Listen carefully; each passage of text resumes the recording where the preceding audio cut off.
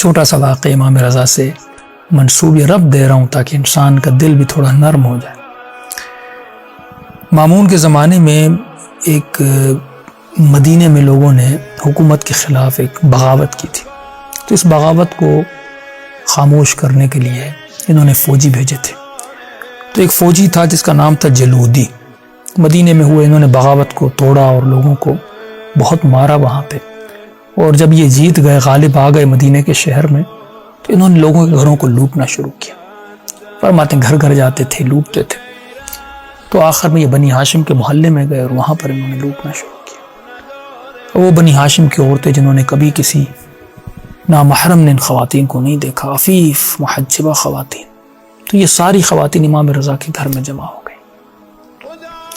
تو یہ ملعون جیسے وارد امام نے روک لیا۔ امام نے کہا کہاں جا رہے ہو؟ تو اس نے کہا اندر جا رہا ہوں۔ کیوں جا رہے ہو اندر خواتین؟ تو سب کے گھروں میں جا چکے تھے، تو اس نے کہا ہمیں سونا چاہیے۔ تو امام نے کہا یہیں پہ رک جاؤ، میں سونا لاتا ہوں۔ اس نے کہا نہیں، ہم لوٹنے جائیں گے۔ بہت اس نے امام نے اس کو سمجھایا۔ اللہ جانے اس پر بات کا اثر ہوا یہ ملعون پر، اور امام اندر جاتے ہیں، بیویوں کو کہتے ہیں جو بالیاں ہیں، جو کچھ جو ہیں، کنکن ہیں سونے کے، جتنی بھی زیورات ہیں، امام سارے لے کر اس کو دیتے ہیں۔ یہ راضی ہو کر وہ لے کر چلا جاتا ہے۔ اب وقت گزر گیا اور ولایت عہدی کا وقت آیا۔ مامون نے امام کو بلایا خراسان۔ جب مولا پہنچے تو 3 وزیروں نے مامون کی بڑی مخالفت کی کہ ہم اسے ولایت عہدی پر نہیں مانیں گے۔ بڑے سرکش تھے اور بغاوت ہونے لگی، تو مامون نے تینوں کو جیل میں ڈال دیا، اور جب امام کو ولی عہد بنا دیا تو مولا ان کے ساتھ بیٹھے تھے، اور اس نے ان تینوں وزیروں کو پہلے کو بلایا، اس کو کہا کہ یہ میرے ولی عہد مانو گے کہ نہیں مانو گے؟ اس نے کہا مرتے دم تک مر بھی جاؤں میں اس کو نہیں مانوں گا۔ مامون نے حکم دیا اس کو مار دو۔ دوسرے کو بلایا، اس نے بھی کہا میں مرتے دم مر جاؤں گا، نہیں مانوں گا۔ تیسرے کو جب بلایا تو یہ تیسرا جلودی تھا، تو یہ جیسے آیا تو امام رضا علیہ السلام نے مامون کے کان میں کچھ کہنا شروع کر دیا، تو امام نے فرمایا اس سے بخش دو۔ دیکھیے امام یہاں پر اشارہ کر رہے ہیں کہ کون سا کام اہل بیت علیہ السلام کی نظر میں مہم ہے۔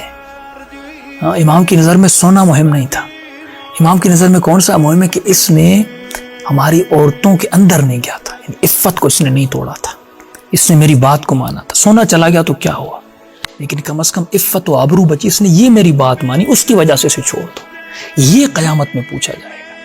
تو مامون نے کہا کیوں چھوڑو؟ امام نے کہا یہ آیا تھا لوٹنے، میں نے اسے منع کیا تھا، اس نے میری اتنی بات مانی تھی کہ اندر خواتین میں نہیں گیا تھا۔